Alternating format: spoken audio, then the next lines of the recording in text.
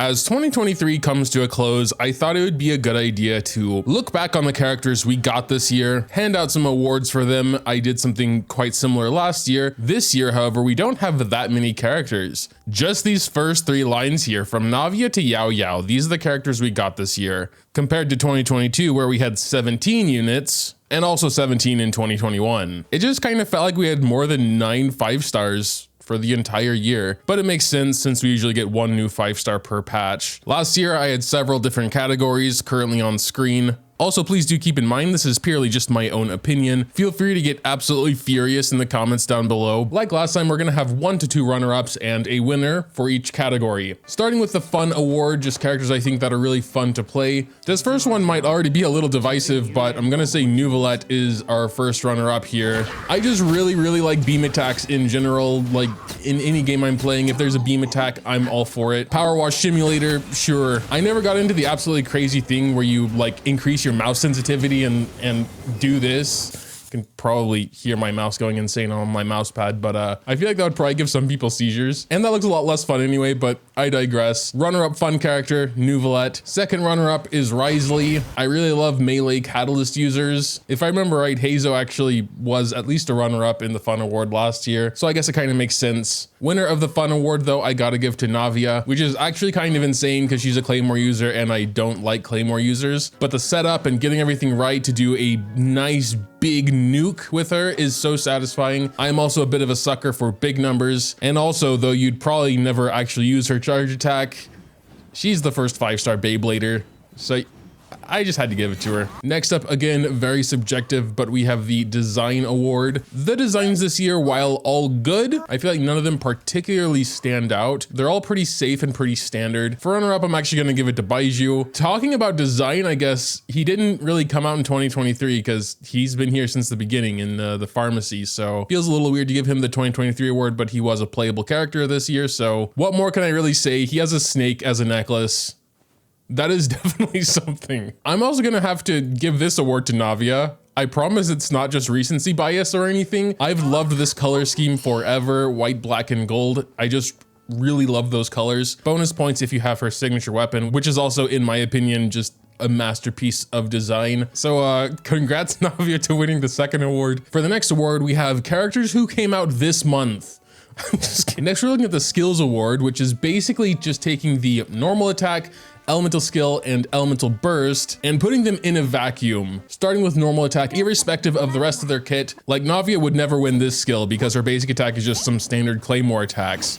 Yes, they can be good after being infused with her skill, but she can't use her skill in this hypothetical situation. We actually have 2 runner-ups. I'll hate them and wriothesley in no particular order, although I'd probably give it a little bit more to I'll hate them, because he can actually infuse his attacks with Dendro. Sure, there's not a massive uptime on it or anything, but when looking at the rest of the units, it's just not really great either. And of course, wriothesley is a catalyst user and will always have cryo basic attacks, but he is of course missing a pretty big buff from not being able to use his E. Winner though, I'll give to Neuvillette. Sure, you do have to slow charge it every time, but it's still a really powerful 3 seconds. And then of course, he has no actual way to heal his own self.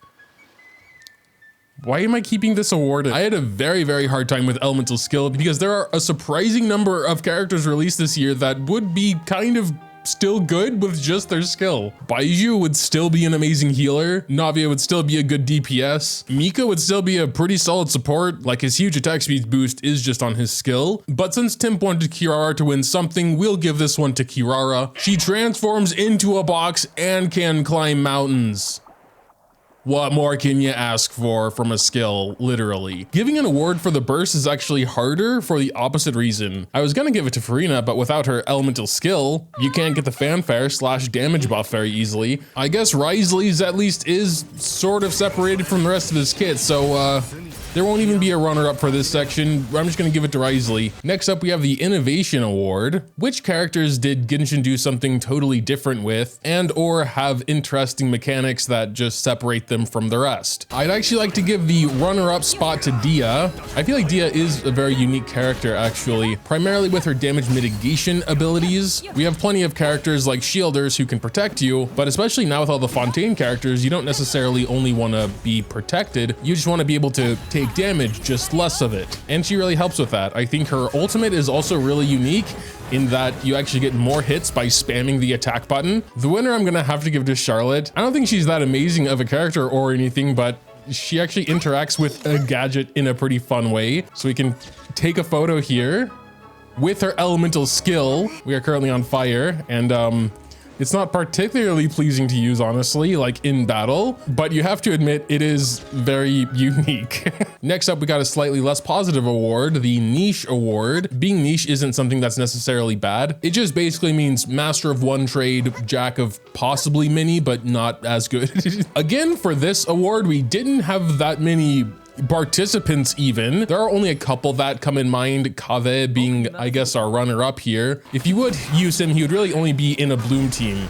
His elemental skill allows the blooms to explode immediately. As far as I'm aware, he doesn't really have any other uses. Kave is probably the most niche, so maybe he should have won, but I'd actually like to give it to Mika. Mika, of course, is a physical damage booster, but he can be used outside of physical DPS teams for his attack speed boost, which is the highest in the game. I would still consider him niche though, because in his best scenarios, he is still primarily a support for physical DPSs. We're now moving on to the more normal awards, starting with best support. I classify supports as pretty much everyone besides on-field main DPSs. Healers, buffers, CC units are all supports to me. In third place, while we still have him out on the field, Mika, 24% attack speed bonus, that's a lot of attack speed. He can also heal with a pretty big burst team-wide heal as well. So again, while he might shine the brightest in a physical DPS-oriented team, he can be used outside of that. Second place, I'm gonna have to give to Baiju. If you just need a bunch of pure team-wide healing, he's your guy, especially because his team-wide massive heal just comes on elemental skill with a 10-second cooldown.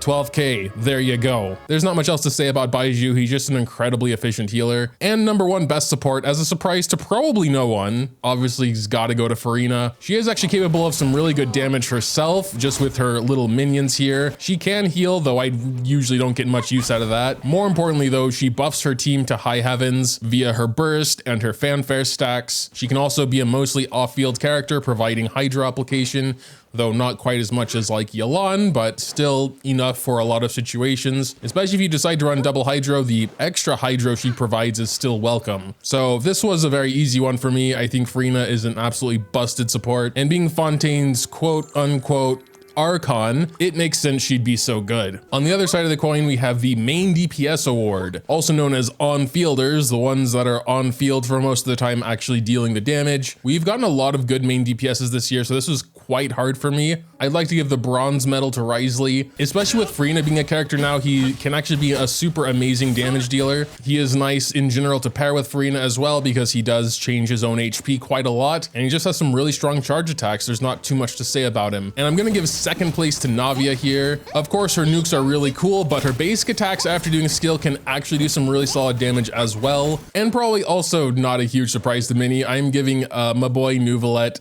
gold medal here. I really also like the fact you can literally just use him by himself, and he is literally a one-man team. I should also mention Wriothesley can be a really good solo character as well, but Neuvillette's just on a whole nother level in my opinion. And of course, that's not the main reason he gets the, you know, best main DPS award. But when he's such a good solo character, it only goes up from there. You throw him some buffs, maybe some accompanying elements if he wants them, but this also makes him incredibly versatile because you can throw him in pretty much any team and he'll still be good because he's good by himself.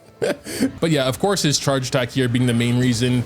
It has a long range, it pierces enemies, it's very strong. If I were to seriously call one character overpowered or broken, quote unquote, it would be Neuvillette for sure. We only have two more awards to give out. One is not for a specific character, but rather the best teams we can make from the 2023 characters released. I actually had a pretty hard time with this one because all the teams I use and I've been having a good time and a lot of success with always use at least one character from previous years. For the runner-up, we're gonna have Furina, Mika, Baiju, and Wriothesley. This is basically just a Wriothesley team. Baiju might be a little overkill in terms of healing because Wriothesley has self-sustain, but Furina's minions are always eating everyone's HP. Mika mainly just there for the attack speed boost and cryo resonance. Again, trying to make a good team out of the 2023 units is a little tough. A lot of the super good and universal supports were in previous years, like Kazuha, Bennett, Fischl even, etc. Even so, I think for most content, this would be actually a very solid team. team. And of course, #1 best team is Neuvillette. You can throw some other units for moral support if you want. And now it's the moment you've all been waiting for.